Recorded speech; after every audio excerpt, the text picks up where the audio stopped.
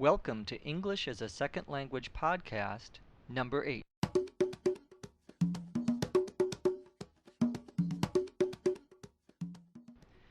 Welcome to another edition of English as a Second Language podcast, brought to you by www.eslpod.com. I'm your host, Dr. Jeff McQuillan, Senior Researcher at the Center for Educational Development here in Los Angeles, California. ESL Podcast is especially made for you, those who are trying to improve their English listening and speaking. If this is the first time listening to this podcast, I recommend that you go to our website, www.eslpod.com, to read more about how best to use this podcast to improve your English. There are two parts to every ESL podcast. First, we have a conversation or interview with a native speaker. Second, we have an explanation of vocabulary and expressions used during the first part of the podcast. Today's topic is going to be personal letters or personal emails. We often use a slightly different, less formal vocabulary when we're talking to friends than when we talk to people in our business or at work. Today's podcast is going to feature a person, a woman, who's writing an email to a friend. And we've asked her to read this email to us so we can get a better idea about how personal emails and personal messages differ in English from formal messages. Let's listen in now to see what new expressions and words we can learn from this personal email. Hi, Julia. I'm sitting here in front of the computer in our apartment writing this email to you. It feels so weird not to have you here. You were my roommate for 4 years after all. I really miss having my best friend here. But enough with feeling sorry for myself. I am so happy to hear that you're getting settled in New York City. I'm trying to imagine what it's like for you. First, getting your dream job, then moving to an amazing city, and starting a whole new life.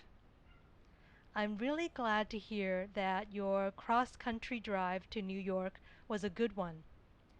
There were no problems, no breakdowns, and you even made it in good time. I'm very, very happy to hear that the moving van made it there without any major catastrophes. I can't believe they made it there on time and they didn't even break anything. What a miracle! Well, I hope that everything else goes well this next week while you're getting used to the new city before starting your new job. Are you excited about the job yet? It's so great that you'll be able to do what you've always wanted to, working as a writer for one of the best newspapers in the country. I always knew you could do it. You were always so focused and worked so hard. You really deserve it. I can't wait to start reading your articles in the newspaper. Well, things here are pretty much as you left it. Same old, same old. My schedule at the restaurant is still the same. I'm working weekends. I'm not thrilled about that, as you know. But I do love my job. Being a chef is great. But there's one major drawback. I'm starting to notice that I'm getting fat. I have to stop eating so many of my own dishes. I decided today to do something about it. I joined the gym down the street. It's the one 3 blocks down near that video store. Do you remember it? I even went out today and got new workout clothes and a pair of new jogging shoes. Now I have absolutely no excuses. All I have to do is to get off my butt and go work out. I am so incredibly lazy. You know what a couch potato I am. But not anymore. I plan to get up each morning and work out before I head off to work. That means actually getting up before 10 a.m. Now, that's going to be a challenge. I'm going to start on Monday. We'll see how that goes. Wish me luck. Okay, that's all for now. Write me back soon. I'm anxious to hear how things are going. Talk to you soon. Jessica.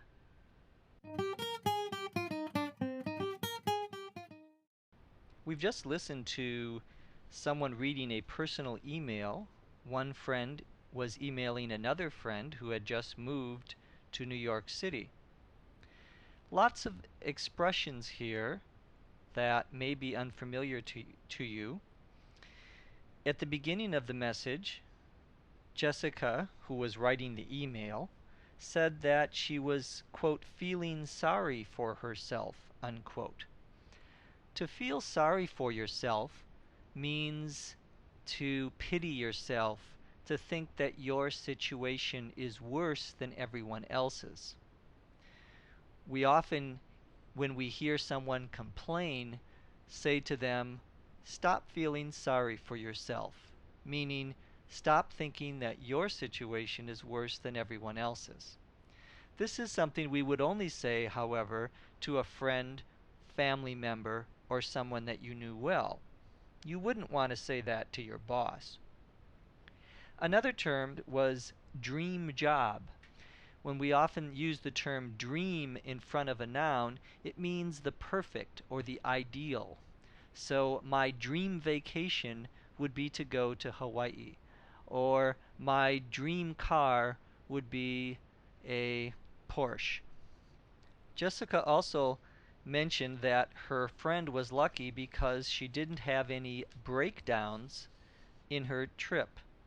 Remember, this is a term we used in a previous ESL podcast. When we say when a car or a automobile has problems and stops running, we say that it breaks down. And the term breakdowns would be the noun of that. Jessica also used the expression same old, when she was describing how her life had not changed since her friend had moved to New York. The expression same old, is an informal one that we use among friends and family. It means that nothing has changed. So if someone asks you, "Oh, well, how is your job?" You say, "Oh, same old, same old." It also implies a certain boredom, a certain wanting for some change, but not being able to produce that change. So same old, informal expression. Jessica also mentioned the term major drawback. A drawback is a negative part of some situation. Usually we use the term drawback when we're talking about something that has good and bad things. At the end of her email, Jessica used two expressions that are very informal. The first was to, quote, get off my butt, unquote. When we say that we need to get off my butt, we mean we need to get moving. We need to get going. We need to start working or doing what we're supposed to do. Butt, of course, refers to where you sit, a very informal expression we would use again just with friends and family. She also used the term couch potato. A couch potato is someone who sits around all day doing nothing, watching television, or playing games. The term couch potato comes from couch, of course, where you sit, a sofa. Potato is the idea is that it's someone who is big, heavy, and lazy. So couch potato means someone who is lazy, a person who is lazy. So lots of informal expressions in that personal email. In the future podcasts, we'll be talking more about formal as well as informal expressions that we use. That's going to wrap it up for today's English as a Second Language podcast. I again thank you for listening and urge you to email us your ideas and suggestions at eslpod@eslpod.com. That's eslpod@eslpod.com. Or visit us on our website at www.eslpod.com. Thanks again for listening, and come back and join us for our next English as a Second Language podcast.